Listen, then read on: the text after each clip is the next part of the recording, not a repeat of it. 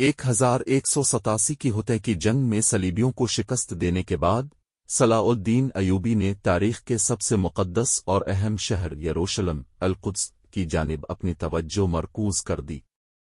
सलाउद्दीन को मालूम था कि यरूशलेम की फतह महज अस्करी कामयाबी नहीं होगी, बल्कि मुसलमानों के ईमान और इज़्ज़त की बहाली का एक अजीम मौका भी था।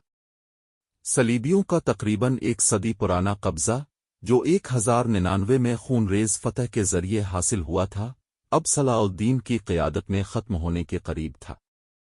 अल-कुद्स की तरफ पेश कदमी। हुतै की जंग के बाद सलीबियों की ताकत बखर चुकी थी। सलीबी रियासतें कमज़ोर और बेबस हो गई थीं। सलाउद्दीन ने इस मौका को गनीमत जानते हुए शाम के साहिली इलाकों और क़लों पर कब्ज़ा कर लिया ताकि सलीबियों की हिमायत का ख़ात्मा हो। जब यरूशलेम के क़ले तक पहुंचने का वक्त आया तो सलाउद्दीन ने निहायत हिकमत और सब्र से काम लिया। वो जानते थे कि यरूशलेम को फ़तह करना एक अजीम रूहानी मकसद है, जिसे अक्लमंदी और इंसानियत के उसूलों के साथ अंजाम देना होगा। सलाउद्दीन ने सलीबियों को मुज़ाकरात का मौका दिया, लेकिन जब इनकार का सामना हुआ तो उन्होंने अल-कुद्स का मुहासरा कर लिया। उनकी फ़ौज ने शहर को चारों तरफ से घेर लिया और सलीबियों के पास मुज़ाहमत के सिवा कोई रास्ता न रहा। लेकिन सलाउद्दीन खूनरेज़ी से गुरेज करना चाहते थे। यरूशलेम का मुहासरा। 20 सितंबर 1187 को सलाउद्दीन ने यरूशलेम का मुहासरा शुरू किया। सलीबी फ़ौज और शहरियों ने शहर की हिफाजत के लिए अपनी पूरी क़ुव्वत इस्तेमाल की, लेकिन अंदरूनी तौर पर खौफ व हरास का आलम था। सलीबी रहनुमा वालिद चहारुम की वफ़ात के बाद यरूशलेम की क़यादत में कमज़ोरी पैदा हो चुकी थी और शहर का दिफा गैर मुनज़्ज़म था। सलाउद्दीन की अफ़वाज मुसलसल हमले कर रही थीं, लेकिन वो हमेशा इंसानी उसूलों को मुक़द्दम रखते थे। उन्होंने सलीबियों को बार बार मुज़ाकरात का मौका दिया ताकि शहर को बग़ैर खूनरेज़ी के हासिल किया जा सके। बिलाखिर सलीबी रहनुमा बिलियन ऑफ इबिलियन ने जब शहर के दिफा की कमज़ोरी का एहसास किया तो वो सलाउद्दीन के सामने झुकने पर मजबूर हो गए। यरूशलेम की फतह। 2 अक्टूबर 1187 को मुसलमानों के लिए सबसे बड़ा दिन आया। सलीबियों ने शहर को बग़ैर किसी बड़ी जंग के सलाउद्दीन के हवाले कर दिया। यरूशलेम को दोबारा इस्लामी रियासत का हिस्सा बना लिया गया। लेकिन सलाउद्दीन ने जो कुछ किया वो दुनिया के लिए एक अजीम मिसाल बन गया। 88 साल पहले जब सलीबियों ने शहर पर कब्ज़ा किया था, तब उन्होंने लाखों मुसलमानों को बेदर्दी से कत्ल किया था, लेकिन सलाउद्दीन ने यरूशलेम की फतह के बाद एक गैर मुतवक्के फैसला किया, रहम और इंसाफ का मुज़ाहरा। सलाउद्दीन ने सलीबियों को कैद नहीं किया और न ही उनके साथ वैसा सलूक किया जैसा मुसलमानों के साथ किया गया था। उन्होंने इनको अमान दी और उन्हें इजाज़त दी कि वो शहर छोड़कर जा सकते हैं। औरतों, बच्चों और बूढ़ों को भी मुआफ़ी दे दी गई। इस अजीम इख़लाक़ी फ़तह ने सलाउद्दीन को न सिर्फ मुसलमानों का हीरो बल्कि दुनिया भर में इंसाफ और रहम की अलामत बना दिया। नया दौर। यरूशलेम की फतह के बाद सलाउद्दीन अयूबी की साख मज़ीद बुलंद हो गई। इस्लामी दुनिया में खुशी की लहर दौड़ गई और मुसलमानों ने इसे एक अजीम फतह के तौर पर मनाया। सलाउद्दीन अब फ़ातेह अल-कुद्स कहलाने लगे और उनकी क़यादत ने मुसलमानों को एक नए एतिमाद से भर दिया। लेकिन सलीबियों ने इस शिकस्त को आसानी से कबूल नहीं किया।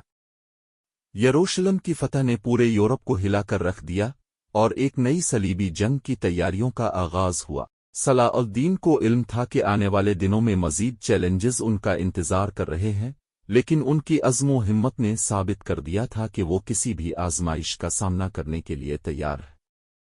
यरूशलेम की फतह के बाद सलाउद्दीन अयूबी को एक नया चैलेंज दरपेश था, यूरोप से एक नई सलीबी जंग का आगाज़।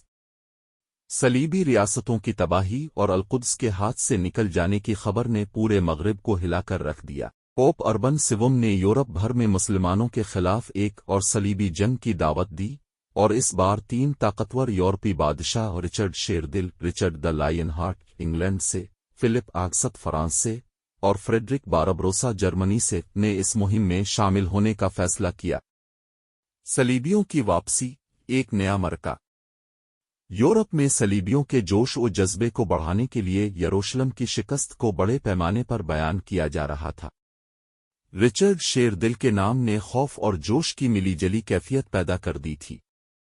वो एक बेमिसाल जंगजू के तौर पर मशहूर था और उसने यूरोप में अपनी फौजों को मुनज़्ज़म किया, जिनका मकसद सिर्फ एक था, यरूशलेम को दोबारा फतह करना। लेकिन सलाउद्दीन अयूबी इस नई सलीबी जंग के लिए पहले ही तैयार थे। उन्होंने यरूशलेम को मजबूत क़लों और अफ़वाज से महफूज किया था और पूरे इस्लामी दुनिया से हिमायत हासिल की थी। वो जानते थे कि आने वाला मरका महज ज़मीन की जंग नहीं होगी, बल्कि मुसलमानों के ईमान और अज़्म का इम्तिहान होगा। रिचर्ड शेरदिल और सलाउद्दीन का आमने सामने आना। 1191 में सलीबियों ने पहली बड़ी कामयाबी हासिल की जब उन्होंने अक्का इकर का किला फतह कर लिया।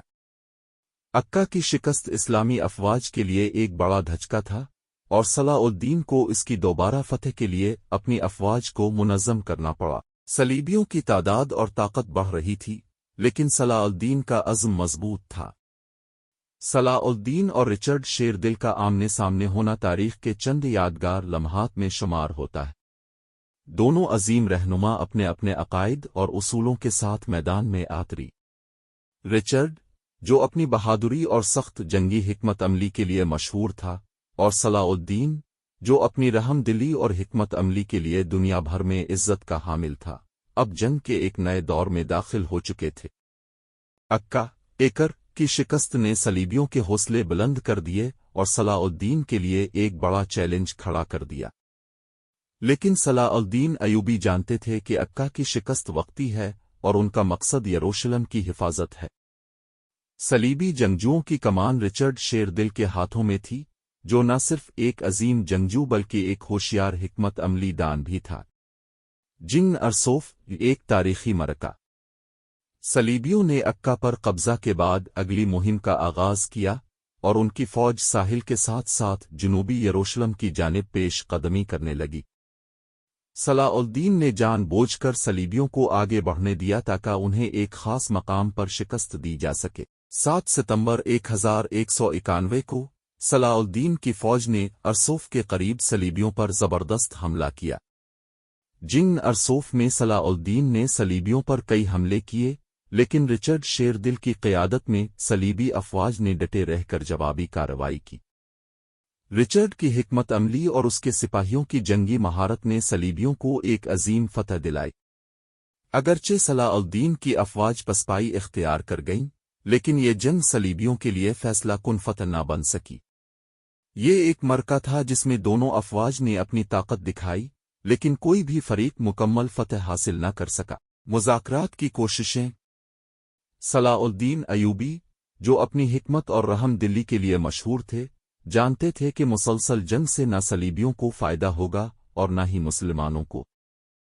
जंग के मैदान में उनकी जीत और शिकस्त के बावजूद सलाउद्दीन ने रिचर्ड शेरदिल के साथ मुज़ाकरात की राह अपनाने की कोशिश की। दोनों रहनुमाओं के दरमियान ख़तो किताबत और सिफारतकारी का आगाज़ हुआ। रिचर्ड शेरदिल सलाउद्दीन की बहादुरी और इंसाफ से मुतासिर था और सलाउद्दीन ने रिचर्ड के जंगी उसूलों की इज्जत की।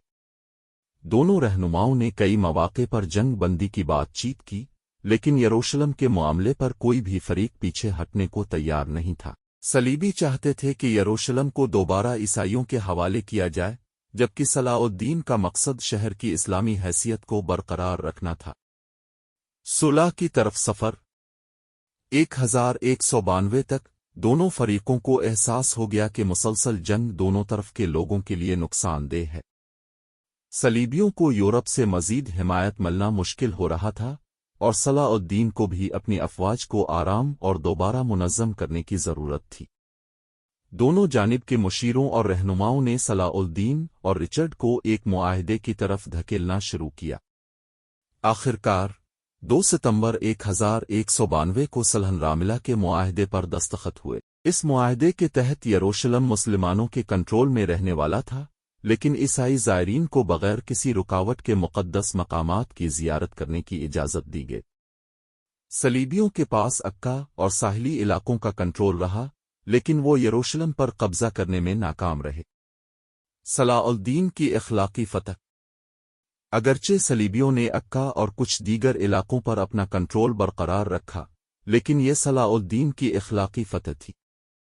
انہوں نے یروشلم کو محفوظ رکھا اور صلیبیوں کو شکست دے کر بھی انہیں عزت کے ساتھ واپسی کا موقع دیا۔ ان کی رحم دلی اور انصاف نے نہ صرف مسلمانوں بلکہ عیسائیوں کے دلوں میں بھی جگہ بنا لی۔